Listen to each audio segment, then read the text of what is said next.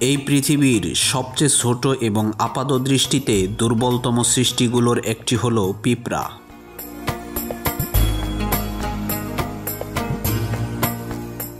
আমরা একে প্রতিদিন দেখি, হয়তো পায়ে মারিয়ে যাই কিংবা উপেক্ষা করি, কিন্তু আপনি কি জানেন এই ক্ষুদ্র প্রাণীটি তার ভিতরে ধারণ করে এক বিশাল সাম্রাজ্য, যা মানব সমাজকেও হার মানায়।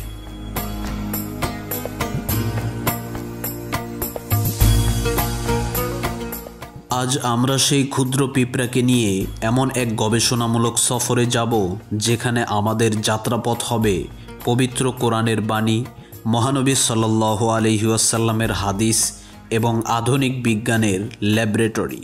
আমরা দেখব কিভাবে ১৫০০ বছর আগে যে ঐশী জ্ঞান পিঁপড়ার সাংগঠনিক ক্ষমতা ও বুদ্ধিমত্তার ইঙ্গিত দিয়েছিল, আধুনিক বিজ্ঞান আজ অত্যাধুনিক প্রযুক্তির মাধ্যমে তা অক্ষরে অক্ষরে কিভাবে প্রমাণ করেছে।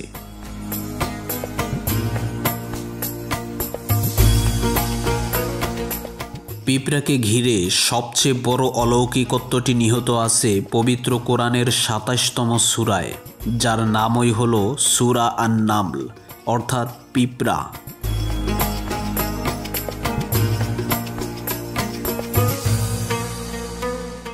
পবিত্র কোরআনে মহান আল্লাহ তাআলা নবী সুলাইমান আলাইহিস সালামের একটি ঘটনা বর্ণনা করেছেন। আল্লাহ তাকে সমস্ত প্রাণীর ভাষা বোঝার ক্ষমতা দিয়েছিলেন। পবিত্র কোরআনের সূরা আন-নামলের ১৮ নম্বর আয়াতে মহান আল্লাহ তাআলা বলেন, যখন তারা পিঁপড়ার উপত্যকায় পৌঁছালো, তখন এক পিঁপড়া বলল, হে পিঁপড়ার দল, তোমরা তোমাদের গর্তে প্রবেশ করো, যেন সুলাইমান আলাইহিস সালাম ও তার সেনাবাহিনী তোমাদেরকে পিষে না ফেলে, অথচ তারা বুঝতেও পারবে না।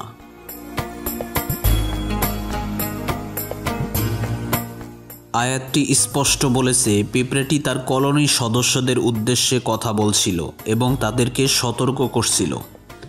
পিঁপড়াটি বুঝেছিল যে সুলাইমান আলাইহিস সালামের উদ্দেশ্য অনিষ্ট করা নয়, তারা বুঝতেও পারবে না, বরং অসাবধানতাবশত এই দুর্ঘটনা ঘটতে পারে।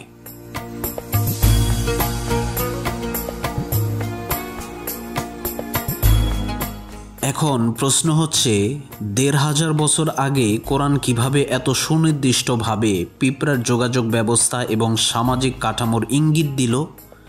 এইখানে আসে আধুনিক বিজ্ঞান। বিজ্ঞানীরা গবেষণায় দেখেছেন, পিঁপড়ারা আমাদের মানুষের মতো মুখে কথা না বললেও তারা উচ্চমানের রাসায়নিক যোগাযোগ ব্যবস্থা ব্যবহার করে, যাকে বলা হয় ফেরোমনস।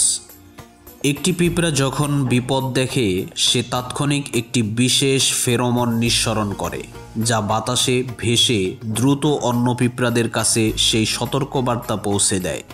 এই রাসায়নিক সংকেতটি কোরআনের আয়াতে বর্ণিত পিঁপড়া সর্দারের কথা বলার বাস্তব প্রমাণ।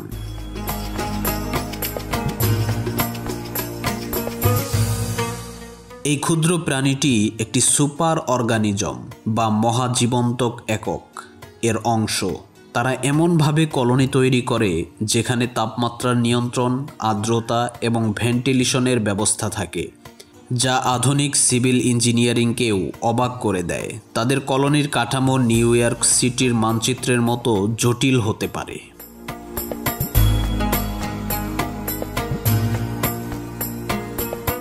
পিঁপড়ার এই সামাজিক গুরুত্বের কারণেই ইসলামে তাদের প্রতি বিশেষ সম্মান প্রদর্শন করা হয়েছে। আবু হুরায়রা রাদিয়াল্লাহু তাআলা আনহু থেকে বর্ণিত একটি হাদিসে আছে, নবী মুহাম্মদ সাল্লাল্লাহু আলাইহি ওয়াসাল্লাম ৪ প্রকারের প্রাণী হত্যা করতে নিষেধ করেছেন, যার মধ্যে পিঁপড়াও অন্তর্ভুক্ত। এটি এই প্রাণীর গুরুত্ব এবং সৃষ্টিতে এর ভূমিকার প্রতি সম্মান প্রদর্শন করে। পবিত্র কোরআনে মহান আল্লাহ তাআলা সৃষ্টির জীবিকা সংগ্রহের উদাহরণ হিসেবে পিঁপড়ার কথা বলেননি, তবে তাদের কর্মপদ্ধতি নিয়ে চিন্তা করার তাগিদ রয়েছে।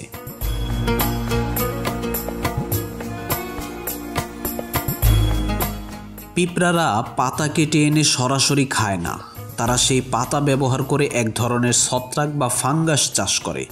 পিঁপড়ারাই পৃথিবীর প্রথম কৃষক। তারা শস্যদানার বীজ সংরক্ষণ করে এবং ভবিষ্যতের জন্য মাটির নিচে গুদামজাত করে রাখে।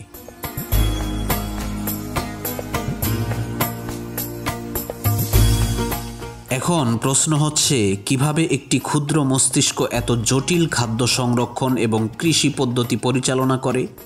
এটি কেবল তাদের সামাজিক শৃঙ্খলা ও ঐশিক জ্ঞান দ্বারাই সম্ভব।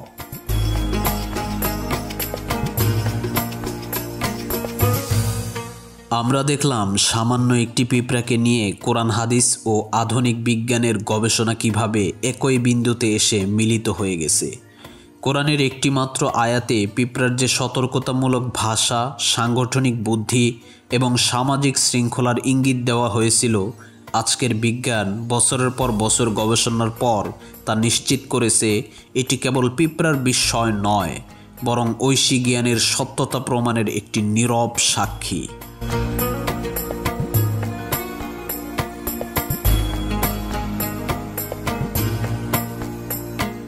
প্রিয় দর্শক, পরের বার যখন একটি পিঁপড়াকে দেখবেন তখন এটিকে কেবল একটি পোকা হিসেবে নয়, বরং পৃথিবীর ক্ষুদ্রতম সেই সমাজ হিসেবে দেখুন, যা আমাদের শেখায় যোগাযোগ, শৃঙ্খলা এবং ভবিষ্যতের জন্য প্রস্তুতি কতটা জরুরি। ভিডিওটি যদি আপনাদের ভালো লেগে থাকে তাহলে অবশ্যই ভিডিওতে লাইক দিবেন। আপনার কেমন লেগেছে তা কমেন্টে জানাবেন। ভিডিওটি অন্যদের মাঝে শেয়ার করে আমাদের চ্যানেলটি অবশ্যই সাবস্ক্রাইব করে দেবেন।